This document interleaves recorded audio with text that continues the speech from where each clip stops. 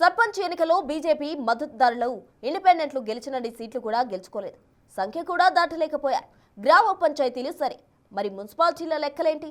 కాషాయ వనాన్ని కాకులు గద్దలు నినాశనం చేయవన్న ప్రధాన చర్చ పార్టీని వెంటాడుతున్న ప్రస్తుత పరిస్థితుల్లో బూత్ స్థాయిలో బీజేపీ ప్లాన్ సక్సెస్ అవుతుందా?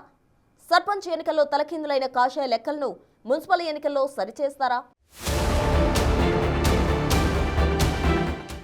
మున్సిపల్స్ బరిలో కమలం పార్టీ బిగ్ మూవింగ్ అంటూ బూత్ స్థాయి నుంచే పవర్ఫుల్ ప్లాన్ కు స్కెచ్ వేస్తోంది. కాంగ్రెస్ కు ఈ ఎన్నికల్లో చెక్ మేట్ పెట్టేందుకు ప్రణాళికలకు పదును పెడుతోంది. మున్సిపాలిటీల ఎన్నికలతో రాష్ట్ర రాజకీయాల్లో మరో కీలక దశ ప్రారంభం కాబోతోంది. త్వరలో జరగనున్న మున్సిపల్ ఎన్నికలను టార్గెట్ చేస్తూ పరివార్ పార్టీ పక్కా స్కెచ్లతో ఎన్నికల మోడ్లోకి వెళ్లాలని చూస్తోంది. గ్రామ స్థాయిలో జరిగిన సర్పంచ్ ఎన్నికల్లో వచ్చిన ఫలితాల ఎఫెక్టుతో ఈసారి మున్సిపల్ ఎన్నికల్లో చైర్మన్ కుర్చీలే లక్ష్యంగా కమలదళం వ్యూహాలకు పదును పెడుతోంది. తాజాగా రాష్ట్ర కార్యాలయం వేదికగా నిర్వహించిన మున్సిపల్ ఎన్నికలపై కీలక సమావేశానికి రాష్ట్ర పొలిటికల్ ఇన్ఛార్జ్ అభయ్ పాటిల్ దిశానిర్దేశం చేసినట్లుగా తెలుస్తోంది. రాష్ట్ర స్థాయి బూత్ నిర్మాణ అభియాన్ వర్క్షాప్ తో పాటు ఆఫీస్ బేరర్ల సమావేశంలో సైతం పార్టీ పెద్దలు నేతలకు స్పష్టమైన సందేశమిచ్చారట. ఎన్నికలనేవి క్యాడర్ తోనే గెలుస్తాం, క్యాడర్ ను సన్నద్ధం చేయాలి, కలుపుకొని వెళ్లాలి, బూత్ స్థాయిలో బలపడాలి, లేదంటే ఎన్ని వ్యూహాలు రచించినా అంతా వృధానే అని రాష్ట్ర అధ్యక్షుడు ఎన్ రామచంద్రరావు, రాష్ట్ర ఇన్ఛార్జ్ అభయ్ పాటిల్, సంస్థాగత రాష్ట్ర ఇన్ఛార్జ్ చంద్రశేఖర్ తివారీ పార్టీ శ్రేణులకు దిశానిర్దేశం చేశారట. రాష్ట్రంలో రాజకీయ పరిస్థితులు అనుకూలంగా ఉన్నప్పటికీ గ్రౌండ్ లెవెల్లో ఆచరణ లేకపోతే ఫలితాలు రావని స్పష్టం చేశారట.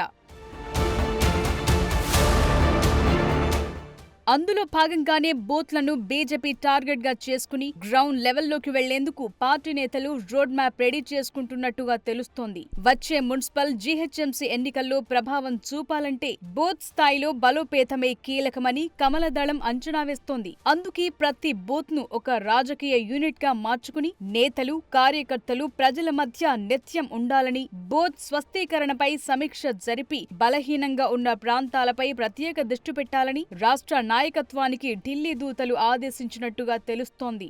రాష్ట్ర కార్యాలయాన్ని వదిలిపెట్టాలని, హైదరాబాద్ సరిహద్దులు దాటి గ్రామాల పొలిమేరలు పట్టుకుని తిరగాలని, మున్సిపల్ ఎన్నికల్లో ప్రజల్లోకి నేరుగా వెళ్లేలా కార్యాచరణ సిద్ధం చేయాలని పెద్దలు సూచించారట. అంతేకాదు ఉపాధి హామీ పథకం అంశాన్ని కేంద్రంగా చేసుకుని కాంగ్రెస్ చేస్తోన్న రాజకీయాన్ని గ్రౌండ్ లెవెల్లో తిప్పికొట్టి పథకం పేరు మారినా లబ్ధిదారులకు ఎలాంటి ఉపయోగం లేదని, గతంతో పోలిస్తే పని దినాలు పెరిగాయన్న వాస్తవాలతో ప్రజలకు వివరించాలని పార్టీ భావిస్తోంది.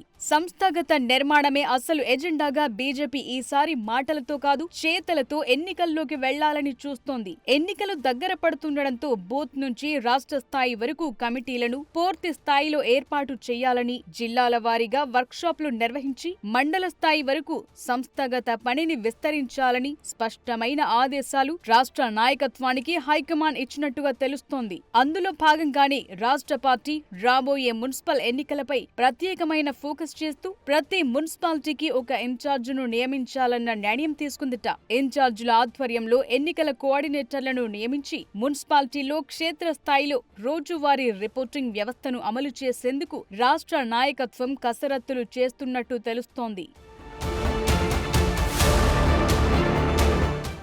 జీహెచ్ఎంసీ ఎన్నికలకు ఇంకా కొంత సమయం ఉండడంతో దానికి సంబంధించిన కమిటీని తరువాత ప్రకటించే అవకాశాలు కనిపిస్తున్నాయి. అయితే రాష్ట్ర వ్యాప్తంగా మున్సిపాలిటీ ఎన్నికలపై నిఘా కోసం స్టేట్ ఎలక్షన్స్ మానిటరింగ్ కమిటీ ఏర్పాటు ప్రక్రియను ఇప్పటికే ప్రారంభించినట్లు పార్టీ వర్గాలు చెప్తున్నాయి. అయితే ప్రణాళికలు, వ్యూహాలు బాగానే ఉన్నప్పటికీ పార్టీలో కీలక నేతల మధ్య కోల్డ్ వార్ ఆపరేషన్ సింధూర్ లెవెల్లో జరుగుతోందన్న నేపథ్యంలో ప్రస్తుతం కాకులు, గద్దలు దూరి కాషాయ వనాన్ని పాడు చేస్తున్నాయన్న చర్చ ఉన్న సిట్యుయేషన్లో కమలదళం అంచనాలు, గుణింతాలు వర్కౌట్ అవుతాయా? గ్రౌండ్ లెవెల్ క్యాడర్, బూత్ స్థాయిలో వ్యూహాలు, ప్రజల్లోకి నేరుగా వెళ్లే కార్యాచరణ వంటి అంశాలు బీజేపీని మున్సిపల్ బరిలో బలంగా నిలబెడతాయా?